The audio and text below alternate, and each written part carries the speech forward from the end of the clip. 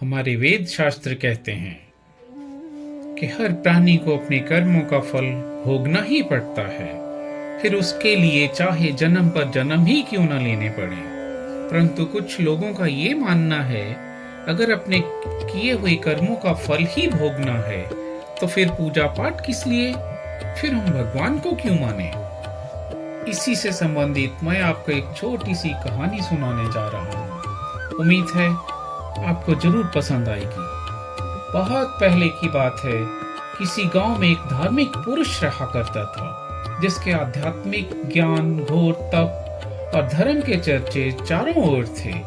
एक बार उसके परिवार वाले किसी समारोह में गांव से बाहर गए हुए थे। उसी रात 4 चोर उसके घर में आ गए और चोरी करने लगे। अचानक से मेज पर रखा हुआ दूध का गिलास एक चोर के हाथ लगने से गिर गया। गिलास के गिरने की आवाज से उस पुरुष की नींद खुल गई और उसने चोरों को देख लिया। चोरों को लगा कि अब यह पुरुष पुलिस को बता देगा। ना पकड़े जाने के डर से चोरों ने उस पुरुष को पीटना शुरू कर दिया, यहाँ तक कि उसकी हत्या तक करने की सोचने लगे। उस पुरुष के लाख मिन्नतें करने पर भी जब चोर नहीं माने, तो उस पुरुष ने एक निवेदन किया कि मैं आखिरी समय में अपने भगवान को कुछ देर के लिए ध्याना चाहता हूँ, कृपा करके मेरे ऊपर इतनी दया की जाए। चोरों ने एक दूसरे की तरफ देखा और इशारों ही इशारों में सोचने लगे, इसमें कोई भय की बात नहीं है। तो उन्होंने उस पुरुष को ऐसा करने की इजाजत दे दी।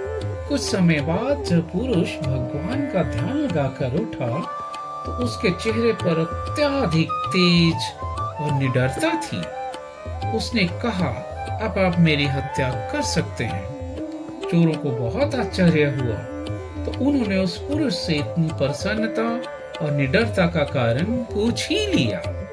उस पुरुष ने उत्तर दिया कि पिछले जन्मों में मैंने आप चारों की हत्या की थी, इसलिए मुझे 4 जन्म लेकर चारों बार भरी जवानी में ही आप चारों के हाथों मरना था।